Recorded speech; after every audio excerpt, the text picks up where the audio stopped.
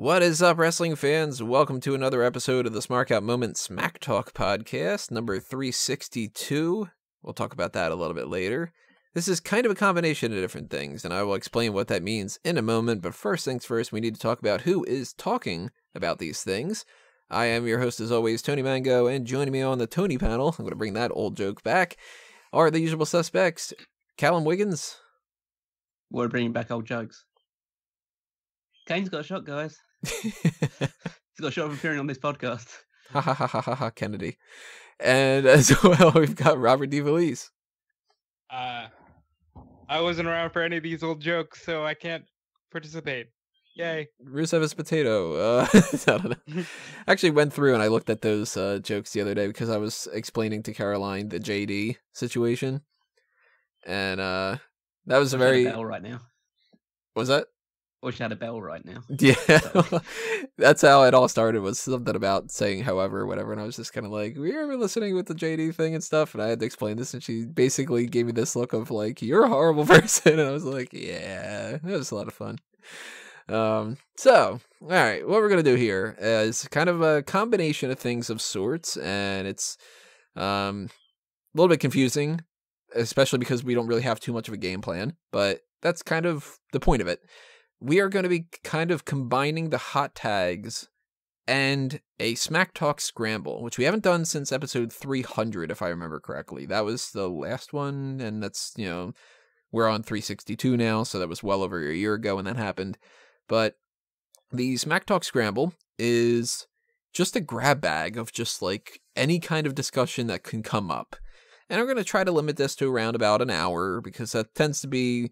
You get past that point, and it's a little bit overboard when it comes to podcasts and stuff, and we have to cut it off at some point. Otherwise, we would just sit here and talk for like 6 hours about nonsense, and it would turn into another mailbag, and it would turn into the all talk show and whatever like that. But we're going to talk about anything that we want to talk about that comes into our mind, and we're going to kind of go on tangents and different things.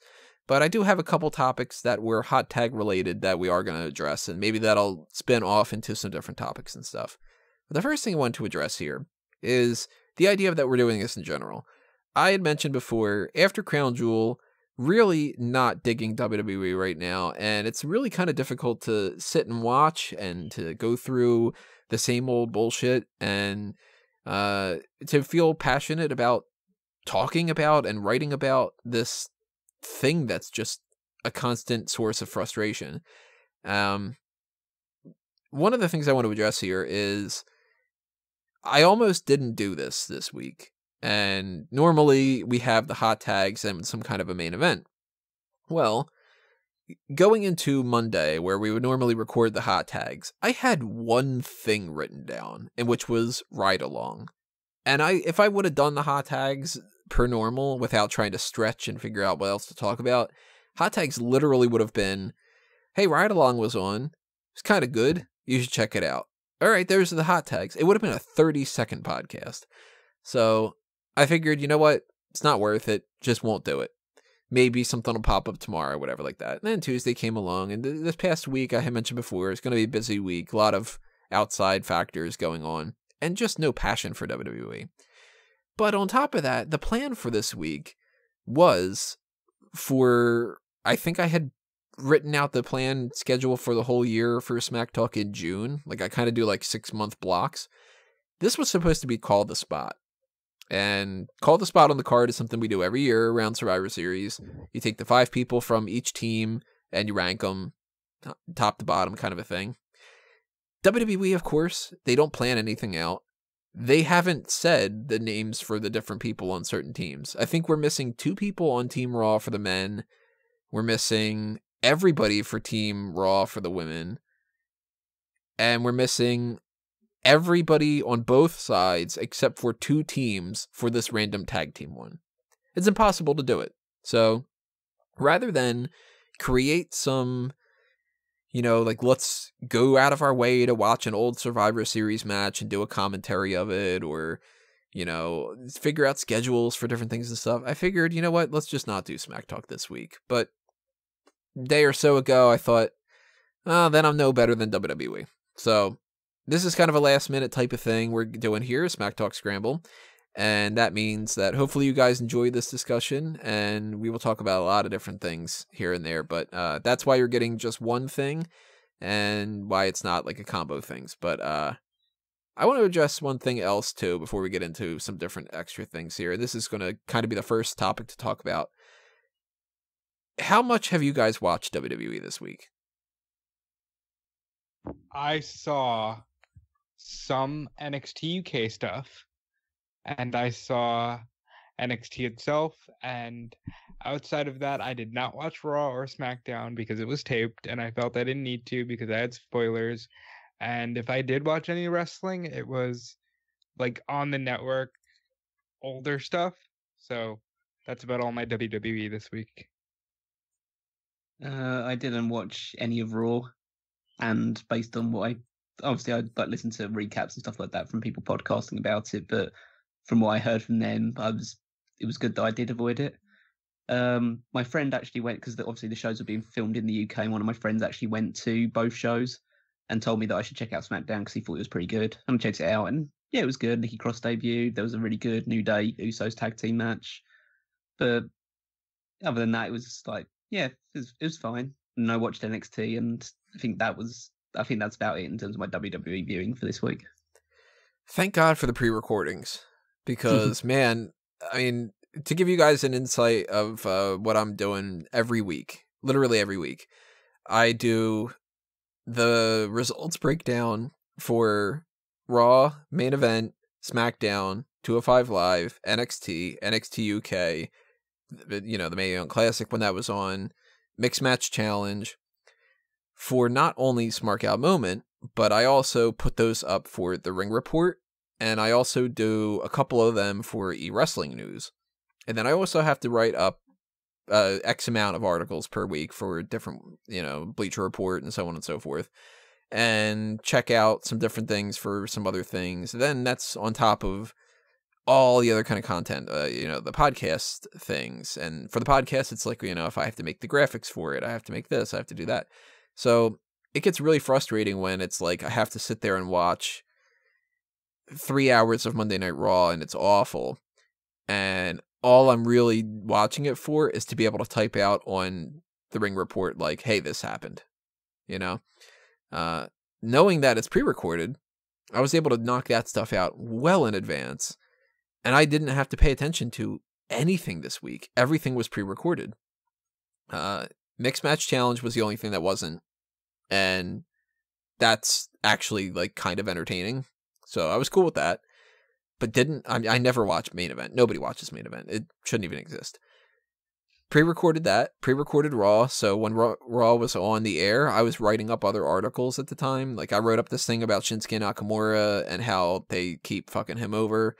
I wrote up something about how it'd be nice to see Ember Moon get a push. Some different things like that. Much better use of my time. SmackDown didn't have to really pay all that much attention to it. And I was just kind of doing the same. I didn't even turn on for 1 minute what happened to like 205 Live, for instance, because I like 205 Live, but I had other shit I had to do. So that was a much needed break. And I felt so much better about that. I'm not going to get that this week. So that really sucks. This week's going to be hell since it's, double pay-per-view week. I'm counting at least 15 articles I'm going to have to write up that I normally wouldn't have to write up on top of my normal things and stuff. So Monday Night Raw and SmackDown in particular better be fucking good. They're not going to be, but no, Yeah.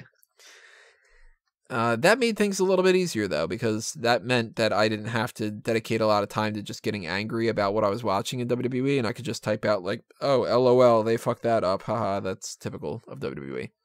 I liked Ride Along, though. I mentioned that. That was fun. More so than anything, though, I also wasn't paying attention to the news because it's depressing and it's really annoying for like news stories to be like, for instance, here's a story that we should talk about. Apparently Braun Strowman's knees are shot and he has heat against him. Yep.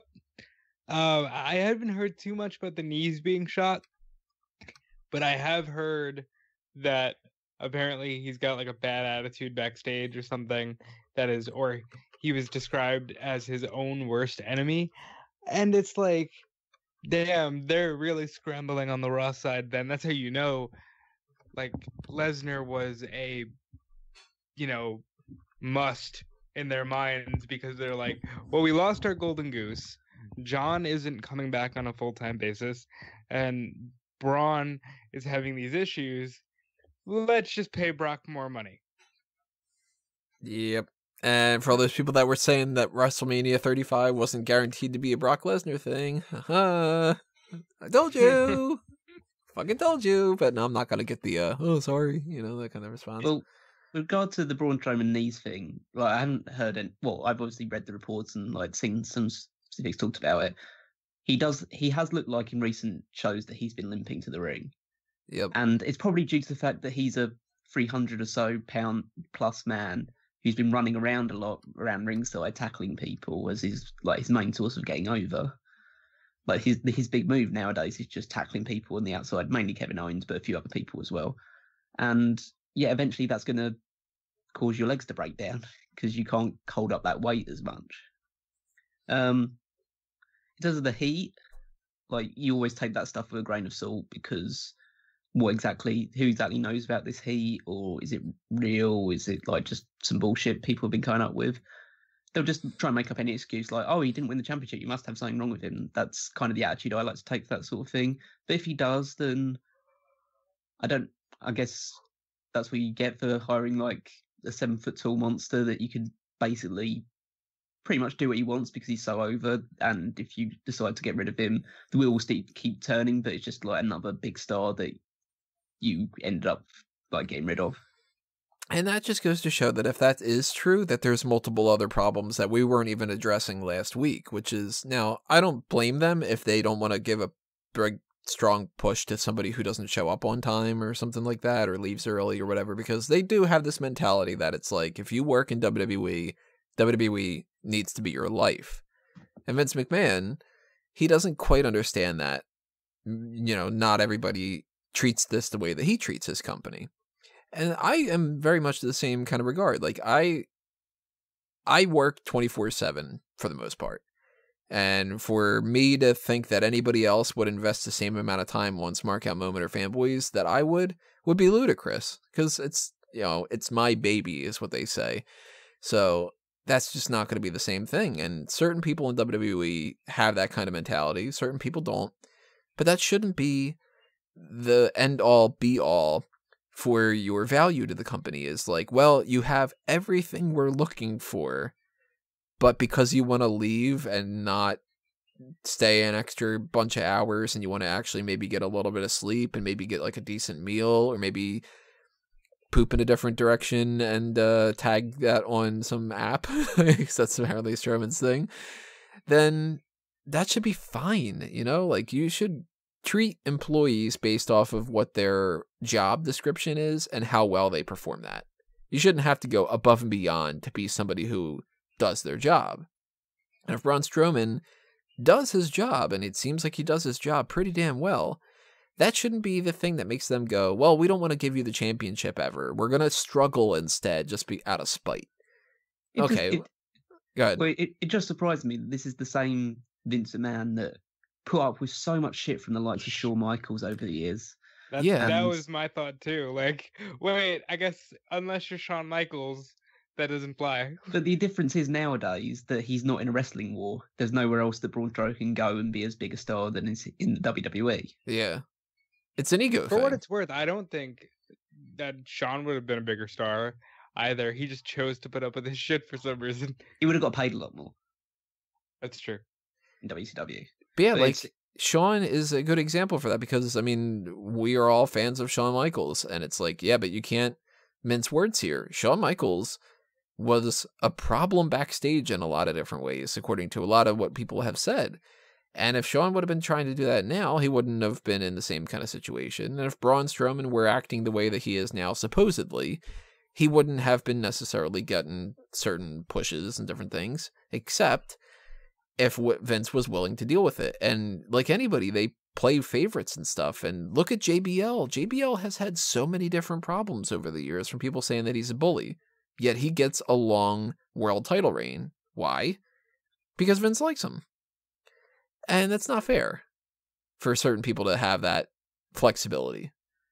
If Undertaker is there for 25 years and one day he decides to leave early, okay. You know, it's not like, hey, Mark, you know, you fucking left before Raw ended and we hate you now for life or something. But if the biggest news that's coming out of this whole story about Heat is that Braun sometimes is his own worst enemy because he doesn't have 100% proper etiquette all the time in a thing that doesn't have a full-on rule book, because it's like, hey, you were in the locker room and you put your bag down next to mine, and that's considered rude. That's the type of shit that we're dealing with here. That's how WWE's locker room culture has always been. Yeah, and it's like, it's a flexible type of thing where you can start an argument over nothing, and then suddenly you have heat because somebody who has higher power than you is arguing with you or something. Or look at the story that came out, another thing. Jericho was saying, he and Cody Rhodes were talking about how CM Punk declared himself the locker room leader. If Braun Strowman declared himself a locker room leader and acted the way that he did, then suddenly, if people bought into it, people who didn't do that would be the problem. It's a perception, weird, like, stupid game. And if WWE is really looking at the situation as, well, that guy leaves early a little bit. He's so great at everything that we've got going on, but we don't want to give him the title because we want to give it to this guy that has exemplified a major problem for multiple years and gotten people to tune off the product. You're sabotaging yourself for a stubborn reason. You know? Yeah. Sounds about right. That is something that, and you know what too? I mean, even like the Braun Strowman knees situation.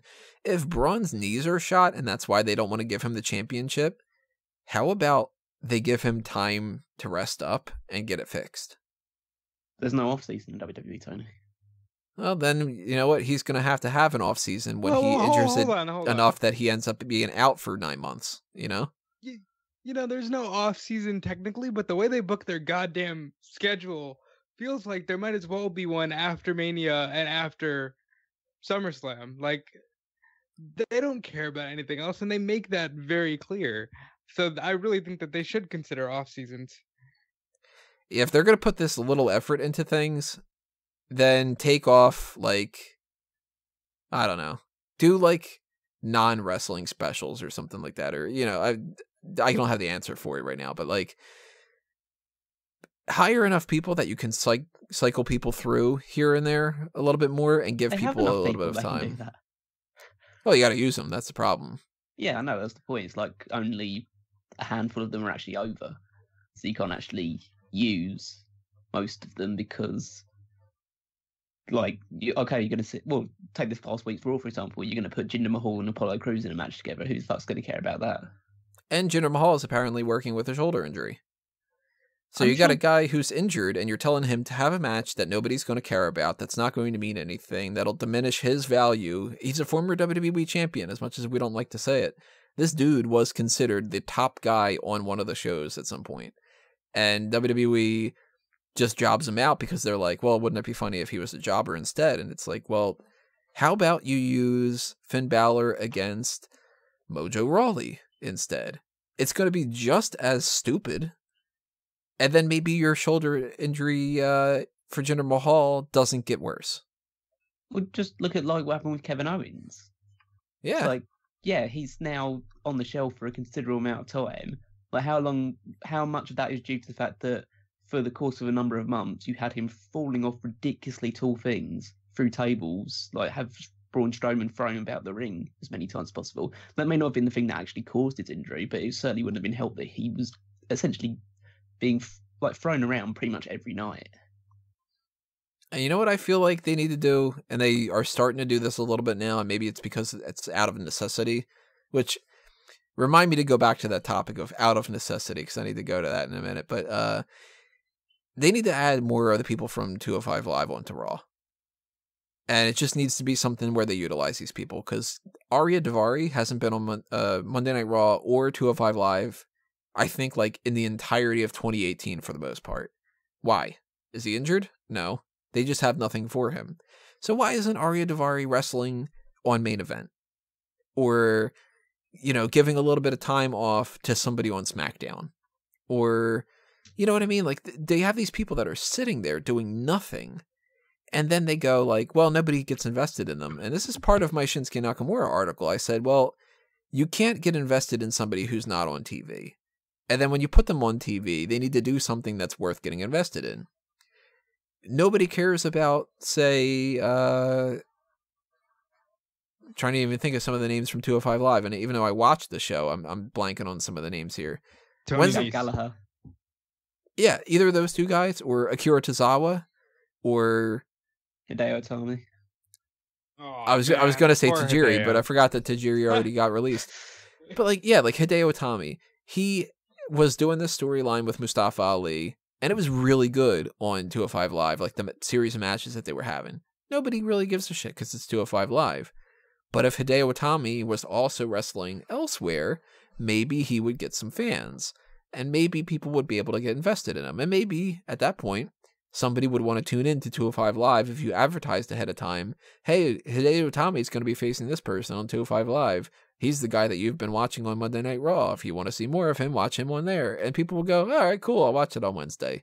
Like, it's not that hard to figure this crap out, because if you have people working their asses off and burning the candle on both ends and getting injured, and you have people that are not doing anything, cycling them in to take some pressure off is a win-win. Like, do you really think Jinder Mahal against Finn Balor is going to get the ratings to pop more than Mojo Rawley would? Nobody cares about Jinder Mahal more than Mojo Rawley. It's so weird, and it's to go to that next step of the out of necessity thing. I feel like WWE only changes when they're forced to. And you mentioned the Monday Night Raw wars. That forced them to change certain things. Mm-hmm. And when people get injured, it forces them to wake up. Like, we don't know what WrestleMania 35 is going to be now, but it's 100% guaranteed. This is not the WrestleMania 35 they had planned. Guaranteed. They thought Triple H would be fine. They thought Roman Reigns would be fine. They thought that Kevin Owens would be fine, so on and so forth. I highly doubt Kevin Owens was a factor, but I'm assuming we were going to get the Shield triple threat. And I'm assuming that we were going to get Batista Triple H. It's not happening now. If you want to buy into the idea that Brock Lesnar was supposed to finish up at Crown Jewel, now he's going into WrestleMania 35 as the champion. I still think he's going to face Batista. And if they were forced out of necessity to change certain things, that's the only way that they sometimes learn a lesson a little bit. Like, let's try to put somebody out there and, you know, we have to depend on this person. Oh, look at that. The person can actually do something when we give them a chance. And then that person gets a push out of it. Or, well, you know, we really planned on doing this same story that we did last year, but now we can't. So now we're forced to go with this other person, and then that worked out better. Or Daniel Bryan at WrestleMania 30. You know that wasn't their plan. They, a little bit of necessity, made it to where they had to go with that. And that saved them from having a WrestleMania 30 main event that would have been crapped all over. So part of me kind of likes the idea that we're in this kind of mess right now, because look at Survivor Series. That would have sucked. Card doesn't look too bad right now, all things considered. I'll talk about that next week, but do you guys agree about that? That it's almost like you need to force WWE to look at what they've got that they're ignoring for them to actually learn a lesson every once in a while? I feel like this WrestleMania is starting to get some vibes from WrestleMania 32 when everybody got injured. Mm-hmm. And it was like, you don't have Cena, you don't have Sting or Rollins. And it ended up being a shit show. Yeah, it wasn't a great show, but I'll tell you what, it sure wasn't the one that they had planned, which was probably going to be slightly lazier. At least you know that they thought a little bit. And that's what I feel like. We know that they're going to think a little bit about what to do because we know that whatever they had planned, which very well could have been Roman versus Brock 5, Yep. they're not going to do it. So now you're kind of intrigued, like, okay, where do they go? What are they doing here? I still don't know if I'm buying any tickets to WrestleMania because part of me goes, you know what? Go and try to have fun. And part of me goes, yeah, but that's a lot of money to waste. What was it that Callum said the other day? Listen to your pessimistic side. It's there to protect you. Yeah, exactly. That's pretty much. Yeah. I mean, with this whole situation, WWE does only really change tacts and really show a bit of ingenuity when their backs are against the wall. And that's often been the case, whether it's been for good or bad things, reasons. They change due to something forcing them to do it. Otherwise, they're quite comfortable in their own comfort zone.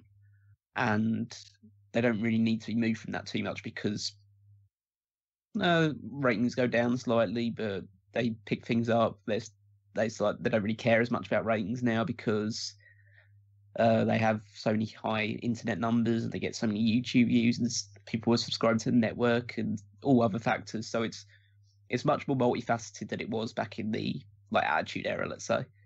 But I wouldn't say it forces them to learn a lesson because they keep making the same mistake over and over again of we only change when something goes horribly wrong.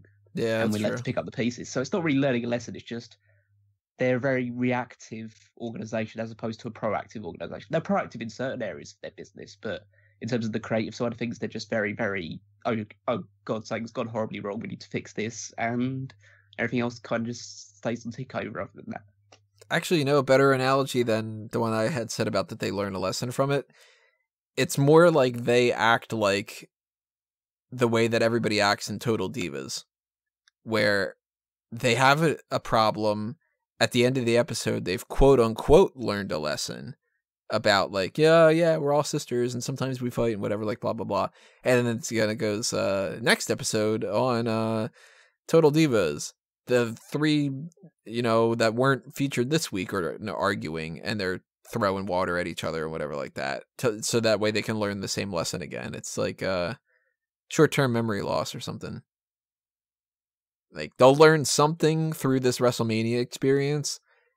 And by the time WrestleMania 36 comes along, they'll be planning the same old crap, probably.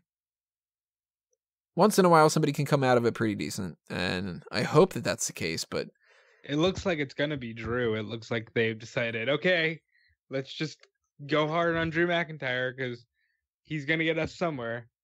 Where do you guys think that that's going to be going? Because supposedly this whole thing with Kurt Angle was pitched by Kurt Angle. And Vince himself. So it seems like they're like, yeah, all right, Drew, you're going to get that chosen one prophecy after all because we need you right now. I think it'll be really good, but it'll be the match that I'm looking forward to at Mania, not the match that WWE puts the most time and effort in to WrestleMania. That'll probably be Brock Lesnar versus Batista or whoever. But I feel like they could give Drew the belt and then just have him be the fifth match on the card like Shinsuke and AJ were this year. Well, who does he fight? That's the thing. Do Strowman. They go... They better not. I mean, they're going to have... Well, if the advertising is correct for the TLC thing, they're already going to have a match at TLC.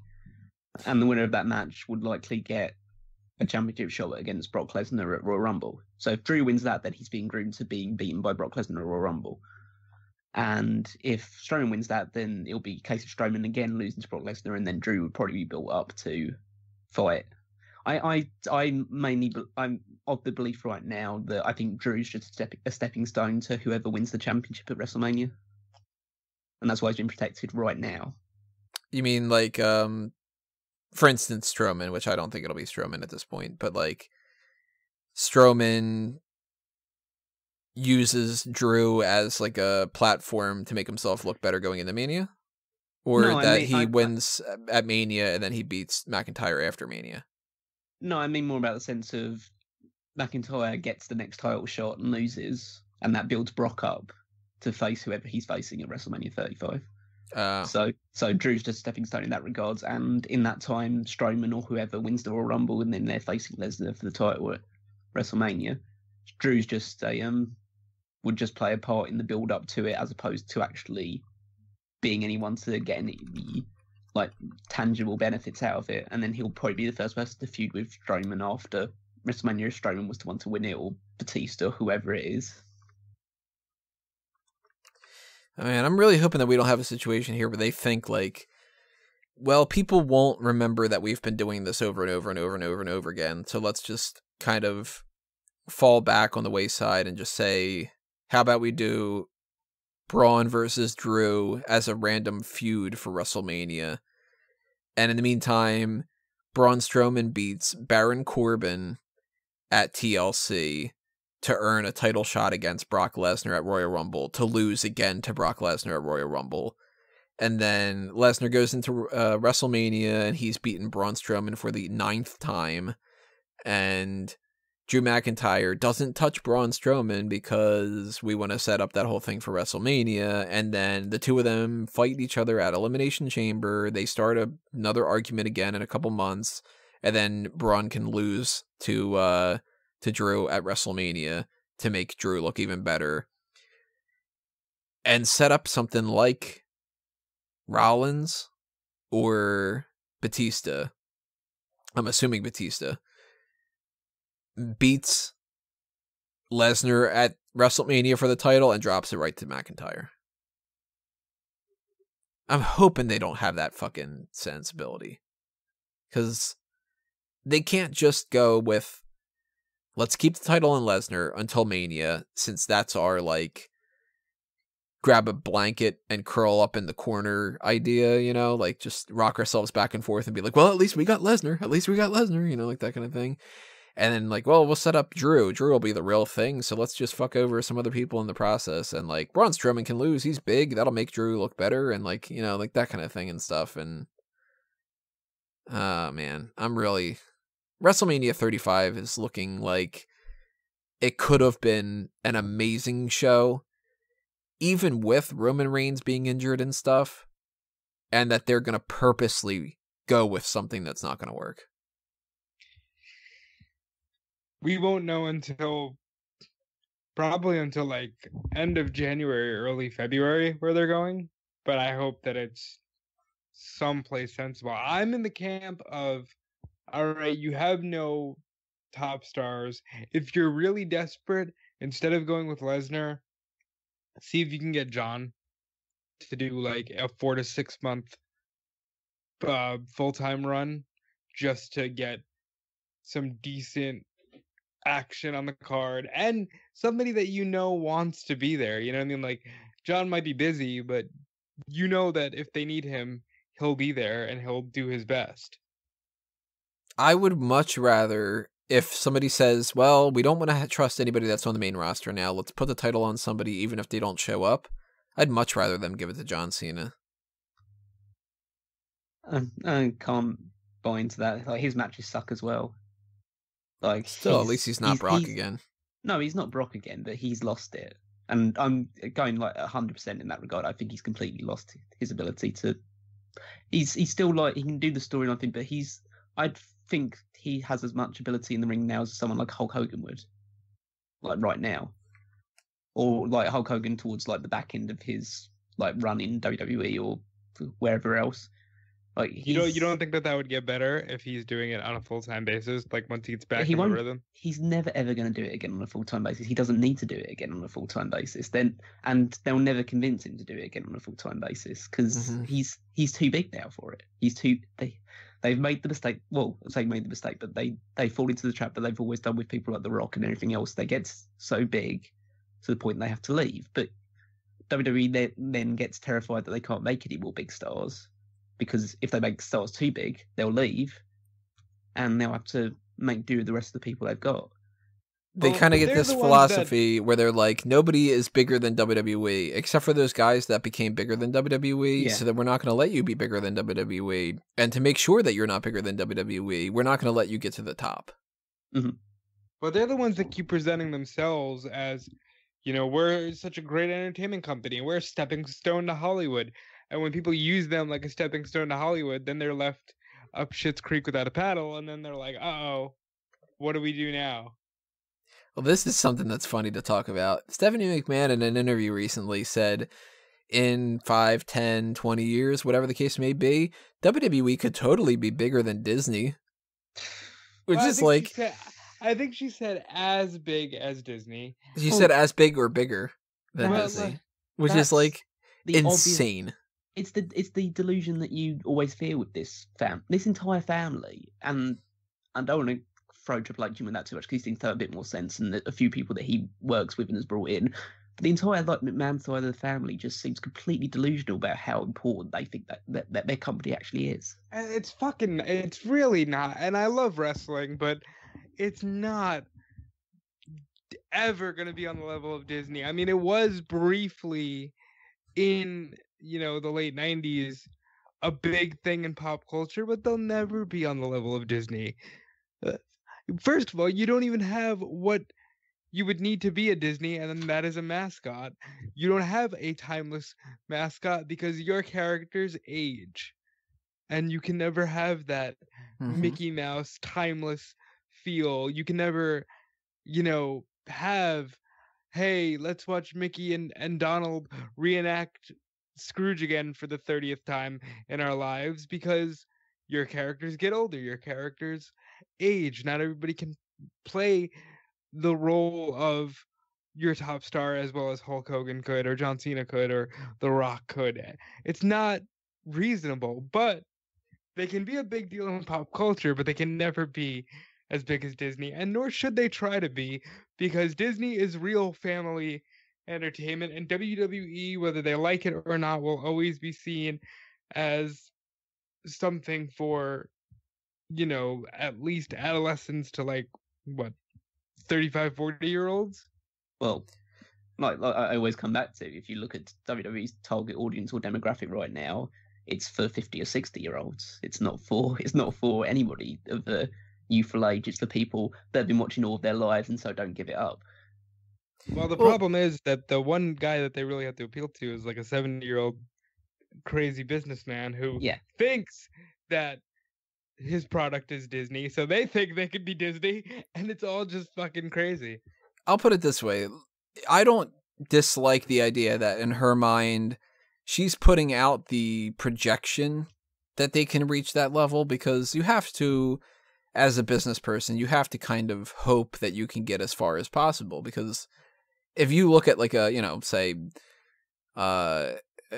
like what's another business that has nothing to do with entertainment? Like, a restaurant. Like, you got a restaurant and you are Jim's Fish and Chips. Well, Papa John's started out as just like, this guy's making pizza, and it turned into one of the biggest companies that makes the worst pizza out there, because Papa John's is fucking awful. I just needed to say that because I hate Papa John's so much. It's fucking terrible. It's really terrible. God damn it. It's the worst pizza. It's the only pizza I refuse to eat. But, Popeye's Chicken becomes a bigger thing, and it becomes a franchise. And you, as a restaurant owner, you might basically be looking at that as, well, I'm cool with owning a little diner off the side of the road, and it's going to be a good business for me until I retire and I hand off the keys to my kids or somebody who buys the diner away from me or something like that. That's cool. That's perfectly fine. There's tons and tons and tons of businesses that do that, all, through different kinds of fields and stuff like that. But if somebody were to say, I want to buy your hot sauce or something like that and make it something that gets sold in stores, then it's great. Or if somebody like me with Smark Out Moment, I started Smark Out Moment as an outlet for me to talk about the things that I was interested in. And if some mega web network were to want to buy it, and they were to say, like, look, we want to fold that in, we want to make Smark Out Moment our wrestling source for some different things, Collider bought out Pro Wrestling Sheet, and that's their wrestling site now. So those things kind of can happen, and you can look at WWE and say, well, we want to be as big as Disney. And if you tell like your stockholders and different things like that, like that's something that's admirable. But it's also delusional because they can never be WWE can never be Disney. Disney alone has.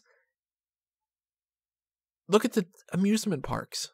Mickey just celebrated his 90th year anniversary, and like that alone, that it's that timelessness, man. You'll never have that. And yeah, it dips off every now and again depending on what the brand is doing and what the general focus is of Disney, but like the theme parks will never not be timeless. You know, Magic Kingdom will never not be Magic Kingdom, and it's freaking great. They'll tweak things if they need to, and it's kind of like but look at that in general, just like the idea of them wanting to do that. And Disney has theme parks. Disney has multiple amusement parks. They have they run a section of Florida the size of an entire county dedicated to revenue. And they've got Disneyland in California, and they've got like Euro Disney and like all these other kind of things like that. WWE can't figure out a headquarters for their Hall of Fame. And yeah, maybe 100 years from now, they've got a Hall of Fame or whatever like that, but it's still like, realistically, it's never going to happen. And Disney owns multiple TV networks. WWE just created a streaming network not that long ago. Disney just bought out Fox for however many billions of dollars it was like $60 billion or whatever. WWE is like, well, we gave out a lot of free subscriptions and we are a little bit over 1 million subscribers. It's like, it's just not going to be the same thing. And for Stephanie to want to think that WWE can get as big as Disney is admirable, but it is just not happening the way that they're treating this company right now. It's always going to be a circus act. Well, and Barnum and Bailey Circus went under. It's just also the case that why would you compare yourself to Disney? Because I know they hate to admit it, and I know they don't like saying it in like television shows or whatever, but you have to like obviously whisper it. They're actually a wrestling company, and they do professional wrestling.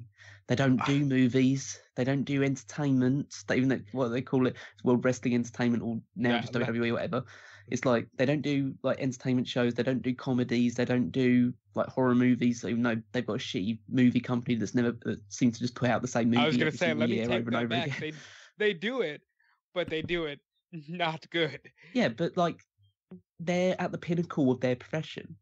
They've reached the top of all they can do is push their own ceiling higher, because they're already at the top of the wrestling industry, and it's because, well, I don't want to like put words in his mouth, but there's a long held rumors or belief that Vince McMahon is pretty much ashamed that he's never been successful in anything other than professional wrestling, and so he wants to make shit the sense that WWE isn't professional wrestling; it's sports entertainment. Because that would explain XFL.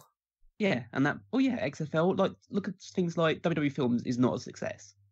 And you look at stuff like The World, that was a complete and total flop as well.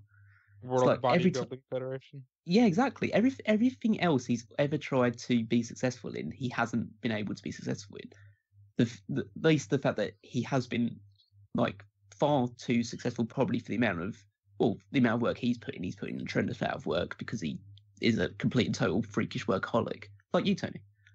Yeah. And you give me $1 billion to work with, I guarantee I can get some shit done. Yeah. You know.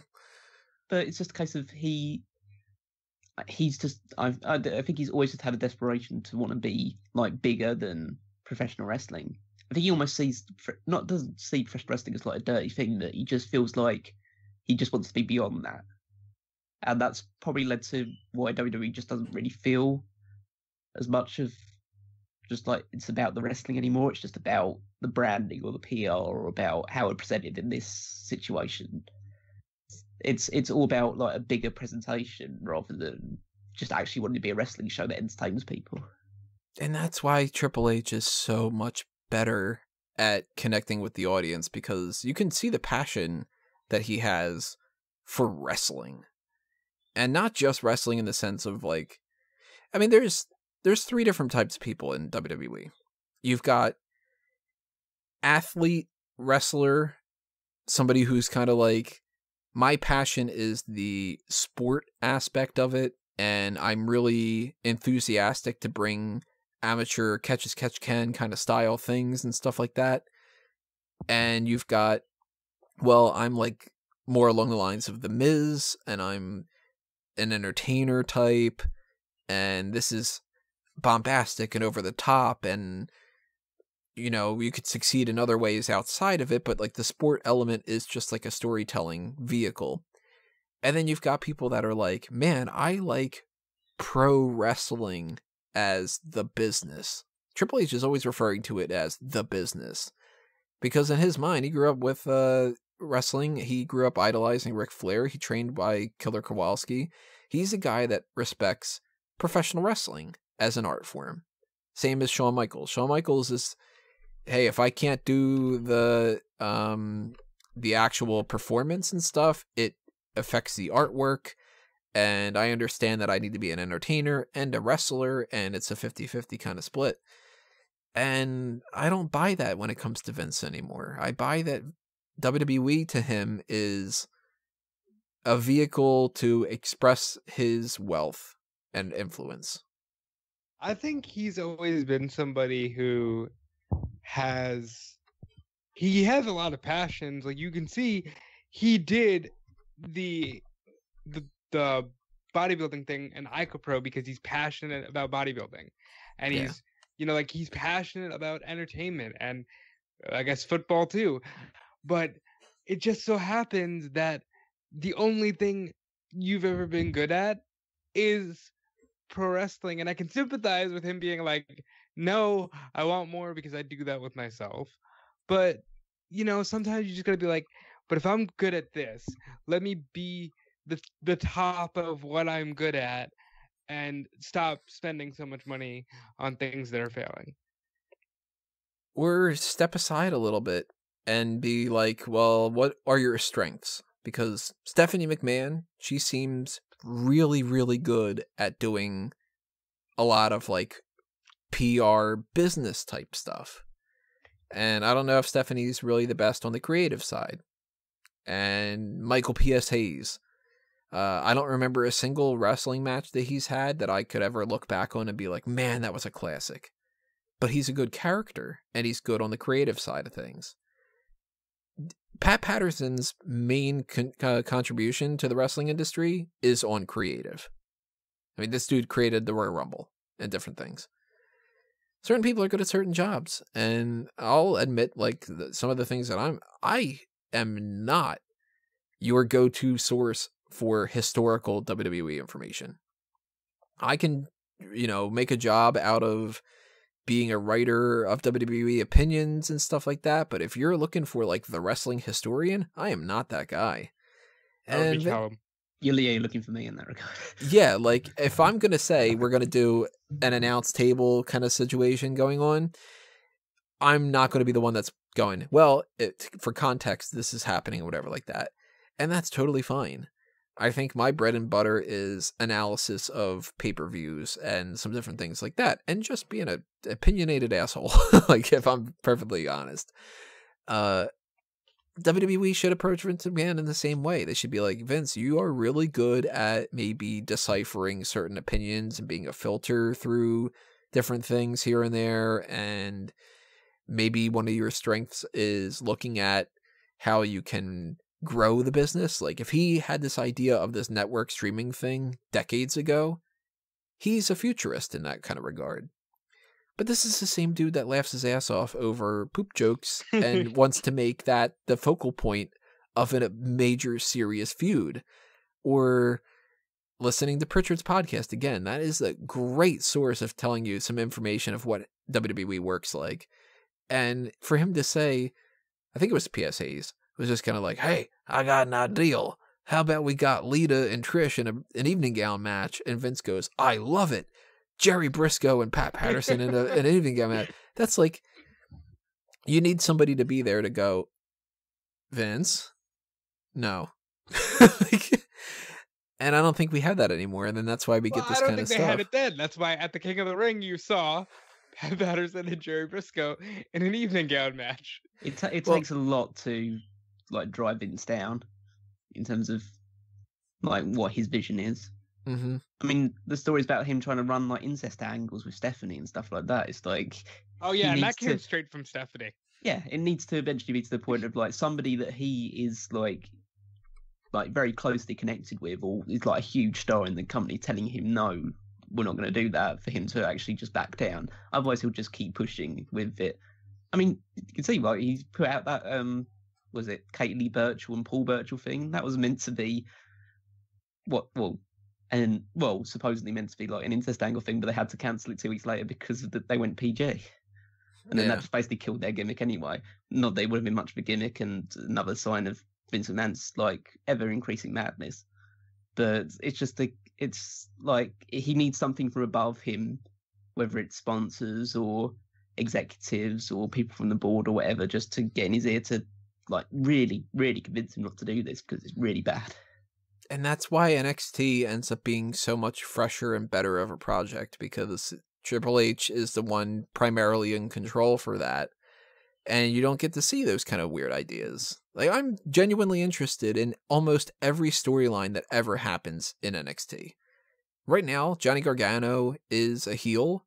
Why is he a heel? Is he a real heel, or is he just a temporary tweener? I have no idea. And I'm like, you know what? Cool. That's awesome. Velveteen Dream is fighting Tommaso Ciampa. Great. Is he a babyface now? I don't know. Does it matter? Maybe not. Is he going to beat Ciampa? He really well could. And that's making me go, shit, even a rematch of Shayna Baszler and Kairi Sane. I'm interested in seeing their fourth match now, more so than I'm interested in seeing the second or third match of something that we've been spreading out for months on Monday Night Raw and stuff. Because I know that I'm going to get more out of the Kairi Sane and Shayna Baszler match than I would get on the main roster. And it's a shame that we're having this kind of discussion again, but it's like, that's kind of what we need to do. It's kind of like a State of the Union address sort of thing of a product that we have no control over. Just as fans, it's kind of like, can we get somebody to steer the ship a little bit here? Because if the captain's gone off his rocker, we're going to go right into an iceberg. And Titanic is a random side thing. Aren't they doing another Titanic? Yeah, they Titanic are. 2, yeah. That's Some- being launched from the some same place fucking to go to person- the same track, yeah. It's got, Somebody thought that this was a good idea. Like, yeah. There are Ugh. still idiots there with a lot. There are still idiots in the world with a lot of money. well, one of them's got the the control of WWE. Exactly. Yeah. That's what we're just talking about. Like, It's a weird situation. This is a man who's very close with our insane president, you know. That too. I mean, it's 2018, man. Like, what is 2018? We've got Brazil just elected the guy that they refer to as the Brazilian Trump. And it's like, well, you haven't been paying attention to how horrible America has been going through with all this other kind of stuff that's happening. And it's almost like people are, you can't cure a headache by banging your head on the wall. That's not how it works.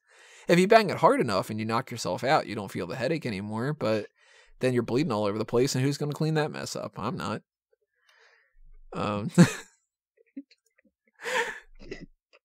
I don't know why I chose that to be my go-to thing, but one of the stories that we have to talk about, this is the worst transition I could possibly think of. Alexa Bliss may be injured for a longer time from that concussion, and Zelina Vega might have a concussion. Injury. Which says that They had You a know. headache and they were banging it. maybe these I bet you would clean it up short in that girls can't cut it. Maybe.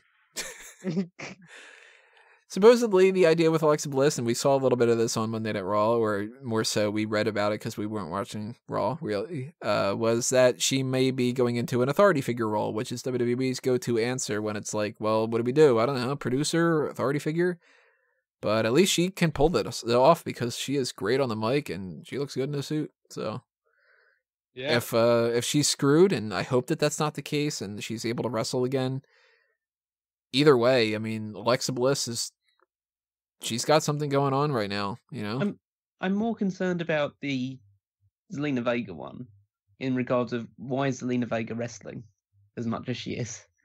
Because, like, I'm not saying she can't wrestle; she can wrestle just fine. But it's just a case of she didn't wrestle in NXT pretty much at all. She was just used as the mouthpiece for Andrade Cien Almas, and she was fantastic in that role. And she did like a few little spots during his matches to like throw off his opponents and stuff like that, and that was cool. But now she seems to just be wrestling almost as much as he is on like house shows and stuff in mixed tag matches or situations like that. It's not that she can't do it. It's just why are we getting to the point of like she has to be in the ring as much as he is now, when it works so well in NXT, her just being on the outside. Because they haven't given her a role to be a mouthpiece in, so they're just kind of putting them against. I assume it's Rusev and Lana in these mixed tag matches, or Jimmy Uso and Naomi or something like that. Yeah, I think it's just to get some exposure for Andrade, and people know that people really like Zelina Vega, so they have her in the ring for a little bit. Well, it's just injuries mounting up. It's like the rosters aren't thin by any stretch of imagination, but like in terms of getting thin in terms of people that are legitimate stars, that's starting to hurt a bit more. Yeah. Wouldn't it be kind of a good idea if they just kind of looked at this and said, like, we got a lot of people injured right now, and it's only going to get worse because these injuries aren't going to fix themselves without surgeries or time off or something like that. But if you figure Zelina Vega, Alexa Bliss, Jinder Mahal, Roman Reigns, Braun Strowman, supposedly, Fandango, Goldust, Ty Dillinger. Who else we have going on that's injured? Sami Zayn and Kevin Owens. Sami Zayn, Kevin Owens. That's 10. Yeah. I'm trying 10 to think. people right now. Jeff Hardy's injured, banged up here and there. Matt Hardy had retired, so to speak. Did we say Joe already? Samoa Joe is working with an injury, yeah. That's 13. Jeez, that's a lot of people. Sin Cara, he's injured. He's out with some kind of knee thing or something like Rowan's that. injured as well. Rowan, yeah, future legend, is not able to capitalize on that future legend status. He's biding his time. In the process of doing that, they haven't thought of anything else to do with Bray Wyatt or Luke Harper because of those two tag team members. So they might as well be injured at this point. That's already 16, 17 people that are injured. And you can't... Oh, Triple H. There you go. There's a big one for WrestleMania. You might as well add The Undertaker to that as well, and Kane. Yeah, Undertaker and Kane are basically non-entities at this point, kind of, because they're banged up and they're outside working on other kind of things and stuff. It's really looking like WWE should bite the bullet and say, look, we don't want to strap ourselves too thin for WrestleMania 35. How about at the end of the year or something, we have a big influx of talent. Let's just bring people in. Have NXT call a bunch of people up. And it sucks to sacrifice NXT for it, but sometimes you need to do that. Sacrifice NXT, move a bunch of people up to the main roster, start using people a little bit more. And then that way, we don't have to wait until the night after WrestleMania to get some people into the mix. My concern with that, as it has always been with NXT call-ups coming up, is not just the fact that I don't think they'll be used correctly, because I've pretty much accepted that at this point. Yeah, but it's the sense of, what do you do? You've called up all this talent. What do you do when these 17 or so people that are injured come back? You start to just, like, the people that you brought into, like, B6 stars, unless they really caught fire and really attached the audience, they fall back into the shuffle because Vince has chosen his guys and Triple H likes them in NXT, but Vince doesn't quite see why they were so big in NXT or something along those lines, or other people backstage or other producers, just some like them, some don't like them. It just... Already Raw is oversaturated for 3 hours. Like, it's 3 hours long and it's always such a chore to get through, but you don't see everybody that's on the Raw roster on those 3 hour shows, because it's, oddly enough, because the roster's so big, even just Raw's roster is so big, it can't fit in 3 hours, let alone SmackDown's one only has 2 hours and they definitely can't fit everybody on it. It's maybe at this point they just need to say we need writers that know how to balance things out more, and they need to just kind of do the kind of like switching people up and everything. Because look, No Way Jose is not super popular, and even though I think he could have gone further than where he's gone in WWE right now, in my mind, there's no rationality to not have him be performing on Mixed Match Challenge. Why isn't he paired up with somebody? because he's not a big enough star. Well, if you throw that out there as that he's not a big enough star for people to tune in to Mixed Match Challenge, the only people tuning in to Mixed Match Challenge to begin with are doing it that they're dedicated enough that they're going to watch anything anyway. Cool. And if you have a couple thousand people watch less when No Way Jose is on, is that the end of the world? And if you put him on TV more, maybe people would care more, because so many people I know, they look at 205 Live and they go, well, that's 205 Live. I don't need to watch any of it because it's cruiserweights and they don't matter. And then when they don't matter, they don't watch them. So then they don't matter. So then they don't watch them. So then they don't matter. So then they don't watch them. And it just keeps kind of going back and forth. And we're going to get Buddy Murphy versus Mustafa Ali at Survivor Series. That'll be on the pre-show because they never put them not on the pre-show. And anybody that tunes into the pre-show is going to be like, oh, it's cruiserweights? Yeah, I haven't paid any attention to them. But man, if they made them seem like a big deal, like, because that's going to be one of the best matches of the card. Nobody's going to watch it. Do you remember their no DQ match? Fantastic. That was one of the best matches on TV this year.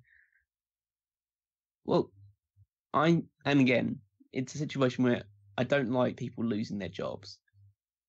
But there is absolutely no reason you have people like Mojo Rawley or Zack Ryder or Goldust in a wrestling role or something along those lines, like Apollo Crews, people like that. There's no reason to have them, because essentially your main goal for them is either to take part in enhancement matches or to be just complete jobbers. And you can just hire random independent wrestlers like in the local area for one show to just do that job. I mean, they do that as well, but it's a case of what more credibility does, like, if Seth Rollins was to have a match with Mojo Rawley, is it more credible that he beats him in like 5 minutes as opposed to just some random like bum they've brought off the street? I think the reason why they do that is because they want to use these people for all the extra stuff. Well, yeah, they want to use it for the extra stuff, and they also don't want other promotions to have them because they actually see some potential in them, and some companies might be able to exploit that potential more.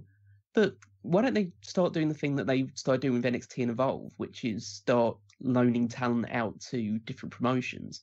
Because that way you can start having like inside eyes inside a lot of promotions. Like you start scouting a bit more.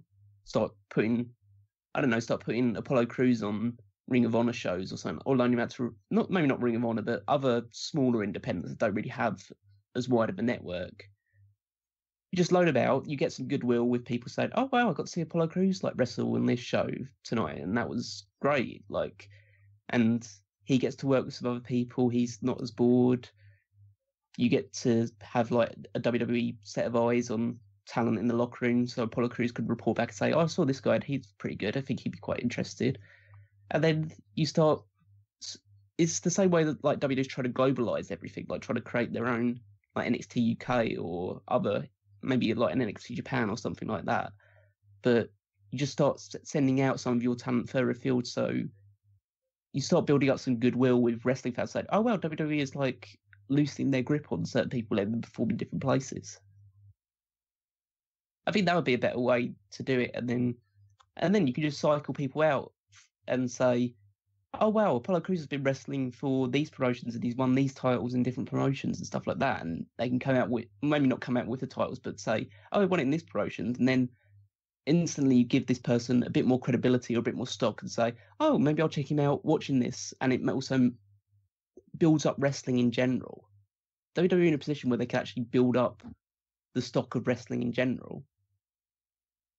I know that's something that's like alien to them because they just care about number one, but maybe it's a good time to just start thinking about everyone else and start building up like wrestling as a general, like just brand of entertainment, if you want to call it like that. I think that's Triple H's goal, and that's why NXT does it, and you'll see more of that. on the Triple H side of things, but with Vince McMahon, no. Raw is not. It's not just the flagship wrestling show. It's flagship the only- entertainment. It's flagship entertainment. Callum, we can't have these people wrestling Johnny Local Boy on some random indie show. That means that John Hennigan's wrestling for Local Boy Wrestling now. Yes. Johnny Local Boy. That's exactly what it means. Well, you know what? We're talking about Monday Night Raw, and this is another story that I just picked up on the news not that long ago, or earlier today. It seems like they're reporting on this.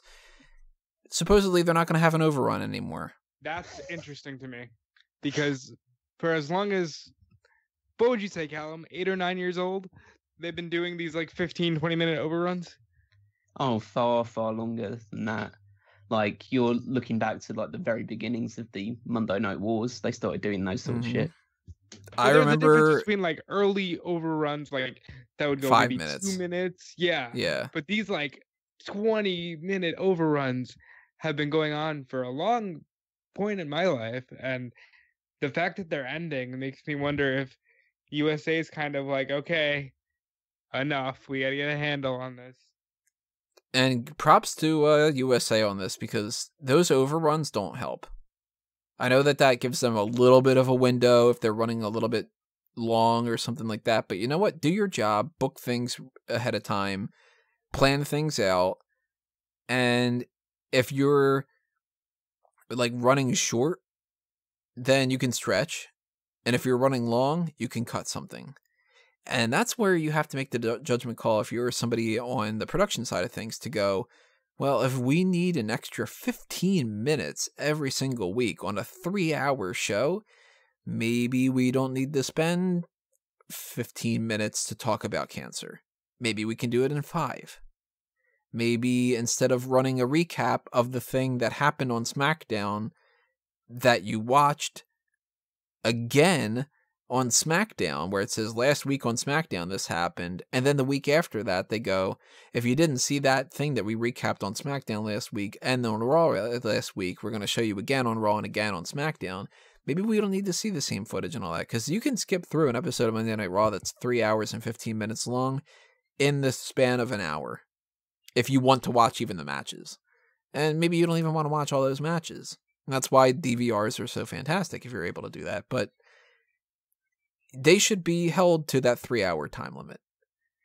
And they've got plenty of shit that they can cut and a lot of bulk that's going nowhere, even with good stuff. Like, I am a fan of The Shield, but I don't need 5 segments for that episode to be revolving around building up a main event of The Shield and then have that main event be a repeat of a main event that we've seen before, like what we had been getting with those 6-man tag matches. Just tell me, here's the opening thing that's setting it up, maybe one quick little thing backstage midway through the show that goes, remember, we got that thing as the main event, and then the main event. We have so many... Go ahead.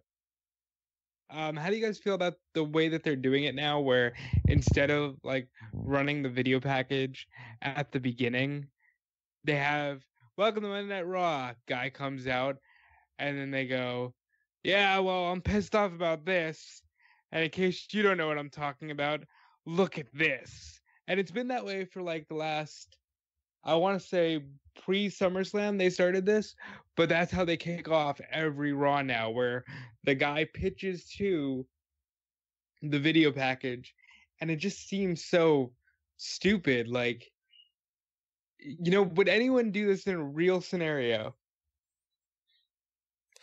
Well, that strikes me as like a more realistic thing than for people to just have like the video package just queued up and then the person comes out to talk about what you just saw as a recap. But it's also superfluous because they can just tell you what happened. Like, why not have Braun Strowman, or if Baron Corbin's complaining about Braun Strowman, for instance, Braun can have done whatever he did. Doesn't matter. It could be that he beat the shit out of Corbin, that he cost somebody a match, blah, blah, blah, blah, blah, whatever. Baron Corbin can come out and he can go, hey, so last week, Braun Strowman kind of fucked me over, and this is why I'm going to do this. And if people go, I didn't see that, hey, then maybe they fucking tune into the Hulu recap or something. It's not like intricate enough storylines where you need to have that last week on such and such at the beginning of every single episode. This is basic crap. Oh, we had a match last week where somebody interfered for a split second, and then that cost somebody else the match because they were distracted and they did a roll-up. Okay, you can tell us that. Dolph Ziggler interfered, and it cost, I don't know, Finn Balor a match, and that's why Bobby Lashley won. Okay. You just took it in 30 seconds, and you did exactly what you needed to tell me to fill me in. And if I didn't watch it, then sucks to me, and I should have just tuned in. If you don't know what's happening on a pay-per-view, you watch the pre-show. If you watch the pre-show, you don't need to watch the recap for the second time before the match starts. Because if you do that, then you don't need to watch the pre-show. Then nobody watches the pre-show. Like, no other TV show does this. Football, even. Like, if you are watching a football game, they've got a lot of downtime. And in that downtime, they'll give you the stats of somebody and be like, yeah, this person, so far this year, they've thrown this many yards and whatever, and they've got this many passes that are incompletes and blah, blah, blah, blah, blah. And you're like, all right, cool. And that they're doing that because they're setting up a play, and not that they have written that time frame to be like, well, we waste time and show you this again. If a football game didn't have all these breaks and stuff, it would get done in like 45 minutes or whatever, like it's just like one of those things. WWE can plan this out, and they purposely want interviewers to stare off into the distance at the end of a backstage segment, or they want the commentators to tell you the same thing that you just saw, because they go like, Alexa Bliss cuts a promo and she says, I would like to introduce the Monday Night Raw team. Oh, I got interrupted a couple of times. Okay, well, we're going to figure it out next week. And then they go, did you hear that, Corey? Alexa Bliss tried to do this, and then she got interrupted, and she's going to do that next week. Oh, man, I can't wait to see next week when Alexa Bliss is going to introduce the team for the Raw, whatever like that. Tune in next week while we go, hey, if you didn't watch last week, this is what happened when Alexa Bliss tried to... And it's like, oh, my God, I get it. I'm not an idiot. Imagine if every episode of Smack Talk started off with, hey everybody, I'm Tony Mango. This is an episode of Smack Talk. If you don't know, Smark Out Moment started in this, and I just started going, Smack Talk is what I refer to as my podcast. The podcast is on YouTube, and the podcast is also on iTunes and Stitcher. And on these episodes, I will talk about professional wrestling, primarily WWE. I like WWE because of this and whatever, and I used to watch it back in, you'd be like, dude, can you just talk about the fucking pay-per-view predictions? Like... Oh, I do. I'm quite like a little bit appealing, or feel a little bit appealed about the idea of a last week on Smack Talk, and then just like highlight clips of just people saying shit out of context for a while with dramatic music, with us making some kind of like comments. You hear like that like heartbeat type of thing in like soap operas and stuff. Just like you just think it's like the pay-per-view predictions, and you just hear just like Rob saying like, and I think Alexa Bliss, and then just goes boom, and it's just like Smack Talk. What did he and say I'll tell about you, Alexa Bliss? I'll tell you the one thing you should never fucking say, and then it just cuts off. Yeah, and yeah, maybe we'll do that some fucking time or something. I don't know. Just if WWE keeps being as frustrating as it is, we're gonna end up playing the experimental game and just doing stuff where NWO is gonna interrupt an episode of Smack Talk at some point, or I don't know, like. Which that's a good transition to talk about something that I wanted to address here, which is the comments that you guys had left on Crown Jewel. Normally, every pay-per-view, I follow the same templates for different things. And for instance, like WWE Evolution 2018 pay-per-view event results recap and review post-show, because that lets everybody know we're talking about Evolution. What year is it? 2018. We're talking about the pay-per-view. It's going to have the event results. We're going to recap those, we're going to review the show, and it's happening in a post-show. It gives you all the information you need to know about what that review is. And for the predictions, pay-per-view event match card, and predictions rundown. Pretty self-explanatory, because I've run a YouTube channel long enough that I know people bitch and complain about the slightest change in verbiage and everything. Like, that we had the hot tags one time and I was talking about Ride Along and I didn't put Ride Along review or thoughts on Ride Along and people were like, this isn't the Ride Along episode. And it's like, oh Was my that the God. Alexa Bliss Braun Strowman one?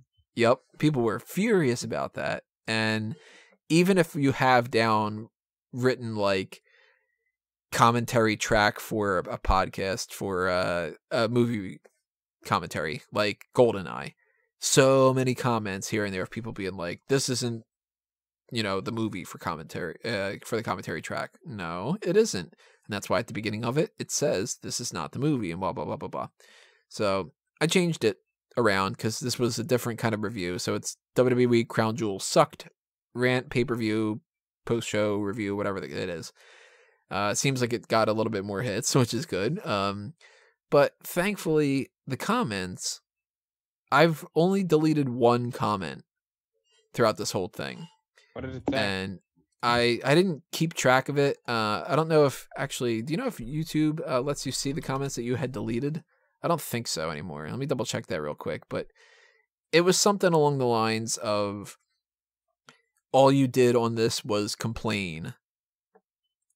And it's like, well, there's not anything for us to like be happy about. I know I got some jackass the other day or earlier today, or whatever it was. He left a comment, 3 comments on my Facebook page telling me to go fuck myself or whatever like that. I don't know. I just deleted and banned the guy. But certain people are, of course, upset if you criticize WWE at all. And thankfully, the people leaving comments on here, I just want to run through some of them because they were really nice to read.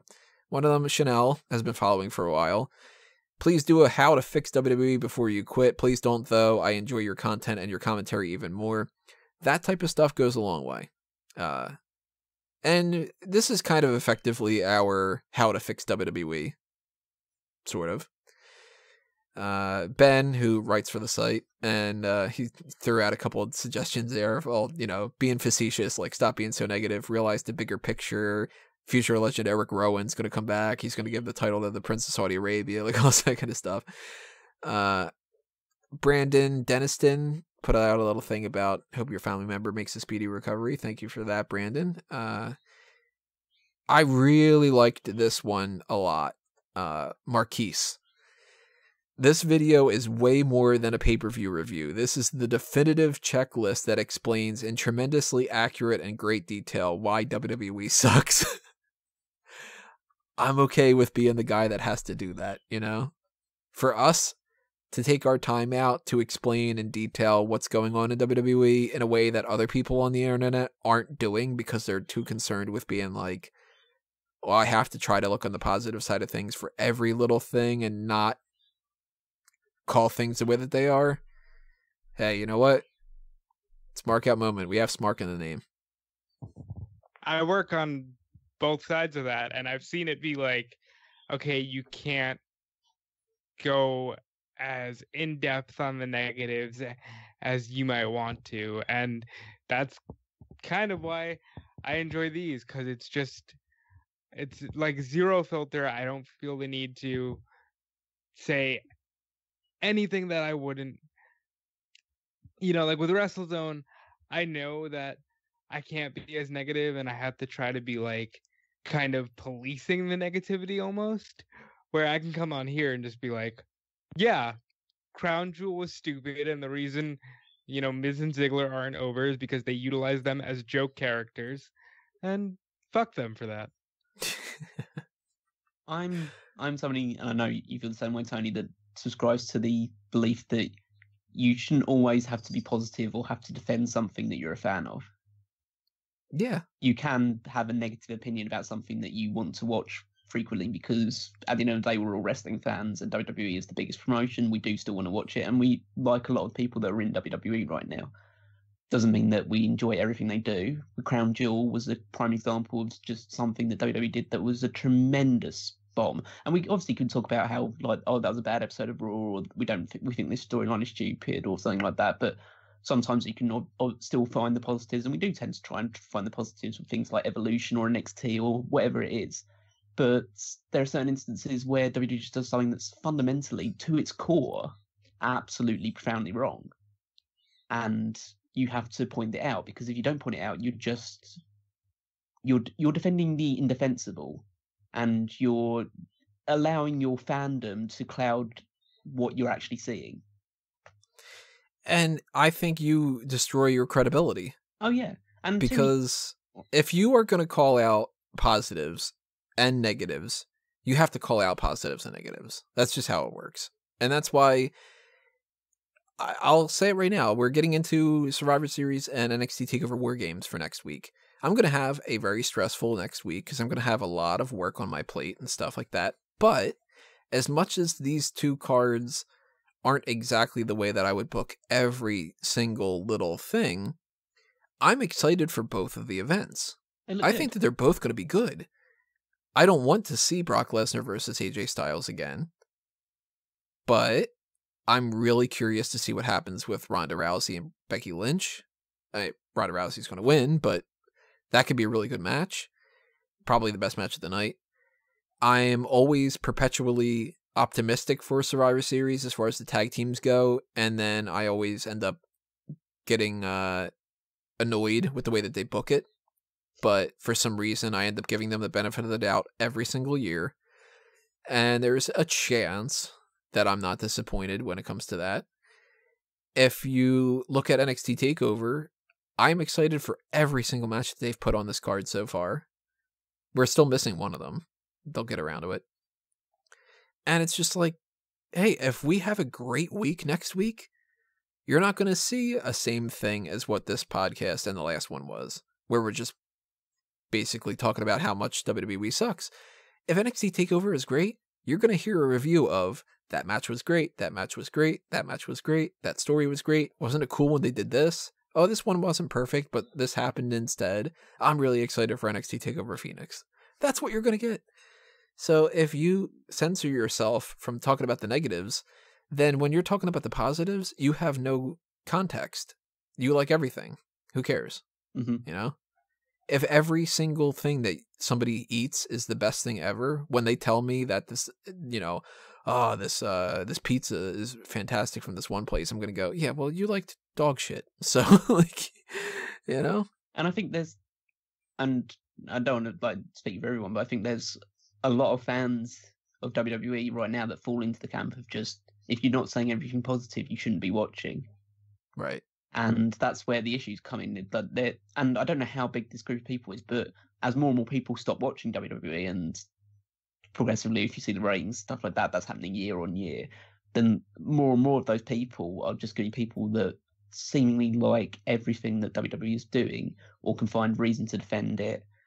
And I'm fine with people that if they want to have a more positive outlook and they just want to say, like, okay, this is going badly, but I'm excited for this and I'll keep using that positive to keep me moving forward.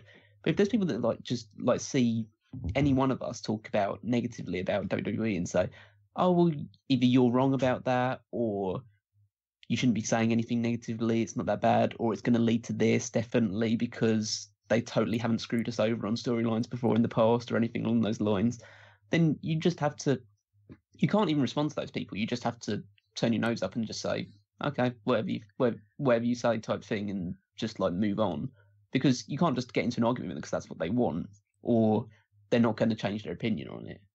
Ignorance is bliss. Exactly. Now, I've been accused in the past of being a WWE apologist. As you guys know, I come on here and I can say what I like and don't like. But I also think that that's kind of a side effect of the world that we're living in, that people can't live in shades of gray for some reason. Everybody feels like you either absolutely have to love something or absolutely have to despise it. Like they don't see that there can be good things and bad things. And especially with content creators, it's like, well, I want more sponsors and I want this brand to notice me, so I'm going to really hype them up. Like I did a review for 2K19 and they said that they would be using it. It was well written and they'd be using it for market research, but they didn't include it in any trailers hyping up reviews, because I was honest and I said, listen, it was your best effort, but that's still very far from where we should be in 2018. Like, I think you have to not be afraid to just say the truth just because you're a content creator who wants more views, you know? And I also look at the people that are like, you're very true in saying that like people can't for some reason live in shades of gray anymore, and that's, you end up going down a dark path when you're like everything has to be good or the best thing ever or the worst thing ever. And that's why you get these two extremes like in politics where people are like, you know, I have to be like militantly against certain things or militantly for every possible thing. You know, I have to be offended about everything in the world, or I have to be offending everybody for everything. And I look at the people that are in that kind of black and white scenario, and they're exactly the same people that say, for instance, you have to support me because you're my family. Like, you can't argue with somebody who's family or friends. It's like, you're my friend, you should support me no matter what. Well, if you murdered somebody, I might have to turn you in. I'm not going to be like, nope, you're my friend. We have a little bit of a bond, and I'm going to throw myself off a cliff for you. Like, it's just, that's not how life works. And it's really refreshing when people leave the comments that are kind of like, because, I mean, we mentioned the people from Crown Jewels, the video, Julio, saying, this is not, I hope this is not your last review, your last hurrah, amazing podcast, whatever like that. Like, first off, thank you, Julio. And second, Julio is calling us honest opinions and insight. Julio, for all I know, loved Crown Jewel. And if he did, awesome for Julio. I wish I could have. But he still didn't jump down our throats to be all like, yeah, you bitching and complaining and all this other kind of stuff. So that brings me to another topic, and this is the last one we're going to say because we're already about an hour and a half, and I said we'd cut this off around an hour. We can't help it sometimes. Yeah, sometimes we just get on different tangents and stuff. And that was kind of the point of this, was just kind of to talk about that. Oh, real quick, Chris Jericho was paid $100,000 for Greatest Royal Rumble. He That got was another screwed. thing. You should have been paid more. Yeah, that sounds like very little. Yeah. But the main thing I wanted to talk about to end this is, I had mentioned before there might be changes to Smack Talk, and I'm not quite sure what those changes are going to be yet. But just to fill you guys in on some of the things that are pitching around in my brain. That's not a phrase. Swimming around in my brain? Is that what it is? I don't know. Yeah, Apparently sure. my brain doesn't have something going on. One thing that is bugging me, and it's been bugging me for a while, but this particular week in general where I was thinking about not doing Smack Talk, it really started to bug me. There's no reason why the hot tags are considered the episode number, and then we just do a main event and it's like an extra thing. And it doesn't make sense to me anymore. It used to be that we would do Smack Talk in one big lump sum, and it was like a 3-hour long thing where we would do the Ask Him and the hot tags and a break with the rest hold, a main event, and then the Fantasy League. And then that whole thing collectively would be edited together as episode number blah, blah, blah.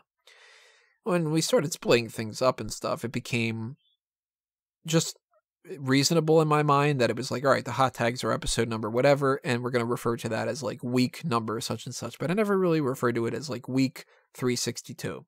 That's kind of where we're at right now. We've obviously done way more than 362 episodes of Smack Talk at this point, because this is a full hour and a half. And then if we do another hour of some other things, and then another hour of whatever. So I'm thinking about doing this. The hot tags may not be a weekly thing anymore. Or even if they are, I might not do numbers. And this might be the last numbered episode of Smack Talk. So going forward, if you see like no reference to episode number 375 or something like that, it'll probably be because I just don't want to number anything anymore. I'd have to figure out a lot on the back end of things. Like, just to let you know, like the iTunes and Stitcher feeds are numbered by like the numbers of the episodes. So it's like Smack Talk episode 362 is what this would be constituted. So I might have to change things around and stuff like that. I don't really know, but that's going to be a little bit of an adjustment, and the hot tags may be folded into different discussion, or it might be the type of thing where we do a little bit more of the, like the small package type things, because we only did a couple of those in the past, but I don't know. I guess essentially what I want to pitch to everybody, and I want you to leave your comments below. If the hot tags were to change and to not be regularly every Monday night, and to also maybe be a little bit shorter to allow a little bit more time for us to do some more fun things, are you okay with it? Yeah. I love that idea completely. You're not the comment section, Rob. Yeah. But I obviously wanted to get your opinions about this too and stuff. Like, I kind of want to do more of like, we might only do one episode a week. You know, it might be the type of thing where we're like, hey, this next coming week on a regular schedule, this would have been hot tags on Monday night, no matter what stories there were. And sometimes there's no good stories until Tuesday morning. We would do hot tags Monday. On Wednesday, we would do, somehow I would cram in NXT TakeOver War Games talk and the Survivor Series predictions, while WWE keeps messing around with NXT UK and doing the NXT UK stuff for 2 hours and doing 205 Live for an hour and doing, what's the other show? NXT. And then on Saturday, we would do the post show. And on Sunday, we would do the post show. And it would end up being 5 podcasts for next week, even if one of them had nothing to say. So I don't know. I mean, it's kind of a tough thing. Next week, I would say don't expect the hot tags unless there's something really kind of crazy going. And then it's more convenient for me to just take the hot tags title and do that instead of doing a small package again, because I don't have like a small package logo. But you might not see hot tags on certain weeks. And it might just kind of be like, okay, we're going to just do our predictions talk, because we will do the predictions talk like normal. It's the bread and butter. It's the thing that's the biggest deal. You will get NXT TakeOver predictions next week. You will get Survivor Series predictions, and you'll get a post show for both of them. Guaranteed. The rest, I don't know. But I also wanted to give everybody a heads up as far as the end of the year and like the rest of the plans and stuff like that. If they change, then maybe things change. If the hot tags are a bigger deal, maybe we don't have a main event that particular week. It's kind of all going to be a little bit flexible going forward. So I apologize in advance for any kind of like confusion, but the best way to be aware of things, and I've said this every week, but it's really going to be even more true going forward. Subscribe to the YouTube channel and check off the notification bell, because you will always get a notification for when those videos goes up. Why did I say that? Go up. And I've been testing out this whole Premiere thing a little bit here and there.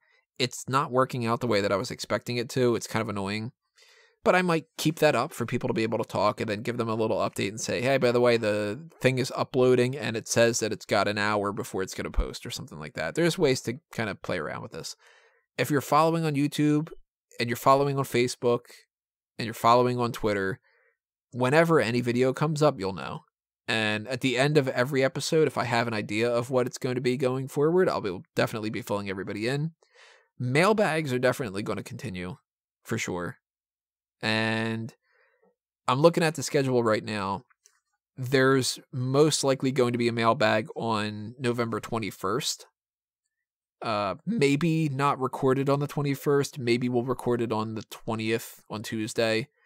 Because, I mean, it's Thanksgiving. So, you know, that's Thursday. Champsgiving is going on right now. If you're not following the Champsgiving tournament, make sure that you go ahead and do that. That is going to be a winner reveal and a podcast at some point to talk about that around the end of November. TLC's got a thing coming up. We'll do predictions for that. We'll do a mailbag and we'll do the end of the year awards. And of course, we'll do our one to watch and our future endeavors forecast and stuff. But I guess essentially the big takeaway I want to put out there is just, if you are following all the stuff that you should be following, you'll be aware of anything that's happening. And if something weird happens and there's going to be an extra episode, maybe I'll tweet something out or, you know, whatever. But hot tags may be a little bit on the, not really necessarily all the side. And the numbering system might go away. And I might wake up tomorrow and figure out a much better way to do things, and they might stay the same. I don't know. But I want to know what you guys have to say. So drop your comments below about that kind of an idea of some changes that you could see going forward that you would enjoy, and some things that you definitely don't want to see happen. The one thing I will guarantee is we're not going away yet. So, yay! You can still hear us bitch and complain about stuff. Also, drop your comments about anything else we were addressing here. What do you think WrestleMania 35 is going to be? Should Alexa Bliss continue in her role as an on-screen general manager type? Or should they just be focusing on keeping her healthy and doing something else? How would you fix WWE? Are they as big as Disney? You know, whatever you want to talk about. All that kind of stuff is stuff that we would love to get your opinions on. And thank you for your support, for everything that you've supported. Thank you for anybody who pitches in on the Patreon, because that is something that's a big deal. If you have the spare change, chip in on the Patreon for whatever you got, whether it's $1 or $5 a month, whatever. I don't know. Those TeePublic shirts, anytime I get a sale on that, always greatly appreciated.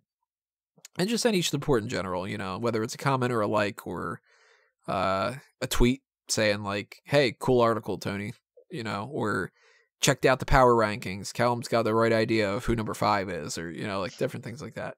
Number 4. Very appreciated. Do you remember offhand who you had for number 5, number 4? I don't. Number 5, I had Nia Jax this week, I believe. And number 4, I had... Oh, who was it? AOP, because they won the tag championships. Oh, there you go. Makes sense. See?